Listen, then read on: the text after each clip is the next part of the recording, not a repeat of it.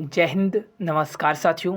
आप सभी का स्वागत है एक बार फिर से एक नई अपडेट। जी हाँ, टीईटी को लेकर एक बड़ा अपडेट सामने आया है। शिक्षकों पर जो जवाब है वो एनसीटीई के द्वारा दिया गया है।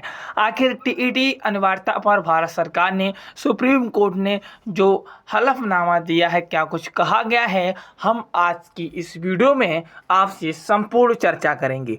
दोस्तों, अभी तक सब्सक्राइब नहीं किए हैं जरूर करिएगा, क्योंकि यहाँ शिक्षा विभाग के द्वारा सारी जानकारी आपको मिलती है। दोस्तों, लगातार हर प्रश्न हम आपके लिए लेकर आए हैं। जो प्रश्न आपके मन में है वो उस प्रश्न का जवाब हम आपको देने आए हैं।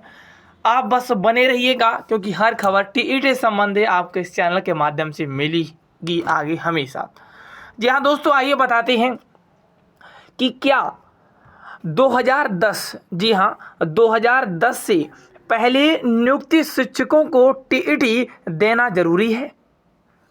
दोस्तों, एनसीटीई के हलफनामे के अनुसार 23 अगस्त 2010, जी हाँ 23 अगस्त 2010 से पहले नियुक्त शिक्षकों को न्यूनतम योग्यता यानी कि टीईटी प्राप्त करने से छूट दी गई है। साथ ही 3 सितंबर 2001 से पहले नियुक्ति कुछ शिक्षकों को भी छूट का लाभ बताया गया। इसीलिए 2010 से पहले नियुक्ति शिक्षक पूछ रहे हैं कि जब एनसीटीई खुद छूट की बात कह रहा है तो उन पर टीईटी अनिवार्य क्यों किया जा रहा है।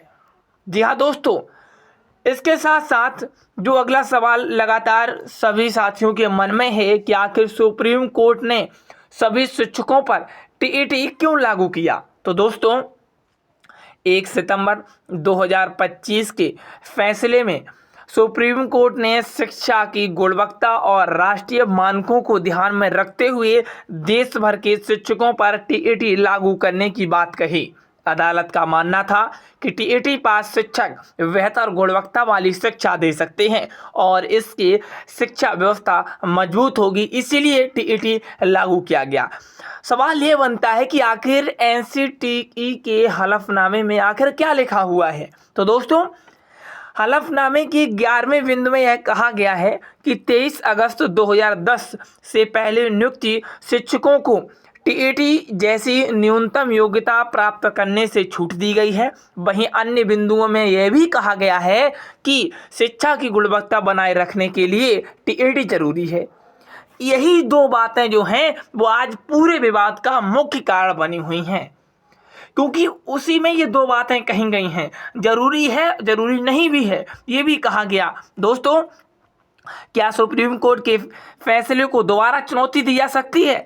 तो बिल्कुल हाँ, जी हाँ, क्योंकि कानूनी विशेषज्ञों और शिक्षक संगठनों का मानना है कि यदि नए दस्तावेज और तथ्यों के आधार पर जरूरत पड़ी तो सुप्रीम कोर्ट में दोबारा याचिका दायर की जा सकती है। एनसीटीई का हलफनामा इस मामले में एक महत्वपूर्ण दस्तावेज माना जा सकता है। दोस्तों, आगे बात करते हैं कि शिक्षक संगठन अब क्या बात करने की तैयारी कर रहे हैं। तो दोस्तों, शिक्षक संगठनों की एक टीम एनसीटीई के हलफनामे की गहराई से कानूनी विश्लेषण कर रही है। उनका कहना है कि यदि हलफनामे और सुप्रीम कोर्ट के फैसले में कोई विरोधाभास है तो इसे अदालत के सामने रखा जाएगा और पुराने शिक्षकों के हित में न्याय की मांग की जाएगी। दोस्तों, जी हाँ, पुराने शिक्षक हैं उनके साथ न्याय की मांग की जाएगी। सवाल ये भी है कि आखिर सुप्रीम कोर्ट में अभी तक कोई कार्रवाई क्यों नहीं हो रही है। तो दोस्तों, फिलहाल सुप्रीम कोर्ट में ग्रीष्मकालीन अवकाश चल रहा है। अदालत 13 जुलाई 2026 के बाद खुलेगा, इसीलिए अभी नई याचिकाओं और कानूनी प्रक्रियाओं पर सुनवाई शुरू नहीं होगी। शिक्षक संगठन अदालत खुलने का इंतजार कर रहे हैं। दोस्तों, जो दो केस थे, एक तो था रोमा वर्मा केस और दूसरा था त्रिपुरा केस। दोस्तों, रोमा वर्मा और अन्य का जो मामला Allahabad high court Lucknow bench में विचाराधीन है, इस केस में भी टीईटी अनिवार्यता और पुराने शिक्षकों पर नियम लागू करने के मुद्दे को उठाया गया है। इसीलिए इस मामले का फैसला आगे की कानूनी लड़ाई को प्रभावित कर सकता है। दोस्तों, बात करते हैं त्रिपुरा केस की। तो इस विवाद से क्या संबंध है? तो दोस्तों त्रिपुरा में जो भी अभी टीईटी अनिवार्यता को लेकर विवाद चल रहा है, वहाँ कई शिक्षकों की नौकरी प्रभावित हुई है। इस मामले की सुनवाई 17 जुलाई 2026 को सुप्रीम कोर्ट में होने वाली है।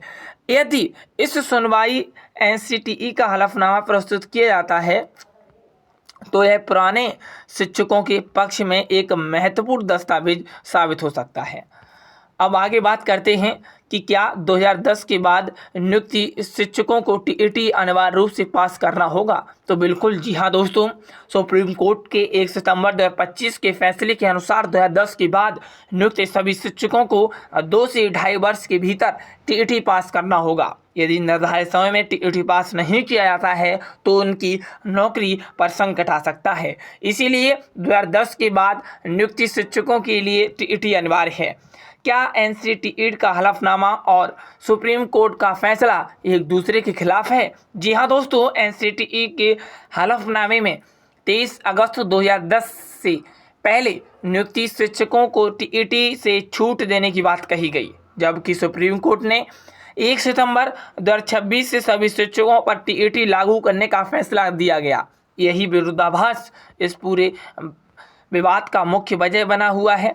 दोस्तों आपको बता दें शिक्षकों को अभी क्या करना चाहिए। शिक्षक आपको घबराने की कोई ज़रूरत नहीं है, आप उन्हें अफवाहों से बचना चाहिए। अदालत की सुनवाई पर नज़र आपको रखनी है और आधिकारिक आदेश आने पर धैर्य और संयम बनाए रखना है। किसी भी निर्णय के बाद आगे की रणनीति तय की जानी चाहिए। जी हाँ दोस्तों, क्या हाई कोर्ट का फैसला सुप्रीम कोर्ट के फैसले को प्रभावित कर सकता है? मैं आपको पहले बता चुका हूँ, फैसले को बदल नहीं सकता, लेकिन हाँ टिप्पणियाँ अवलोकन सुप्रीम कोर्ट में दोबारा विचार के दौरान उसमें भूमिका निभा सकते हैं, लेकिन उस फैसले को बदल नहीं सकते। दोस्तों इस पूरे विवाद का अंतिम समाधान कब तक मिल सकता है? तो दोस्तों अभी निश्चित रूप से कुछ कहा नहीं जा सकता है। पूरा मामला सुनवाई के दौर में चल रहा है। कानूनी कदमों और अदालतों के निर्णय पर यह निर्भर करता है। जैसे ही कोई अपडेट आएगी आपको इस चैनल के माध्यम से मिलेगी। जुड़िएगा ज़रूर। मिलते हैं फिर किसी और जानकारी के साथ।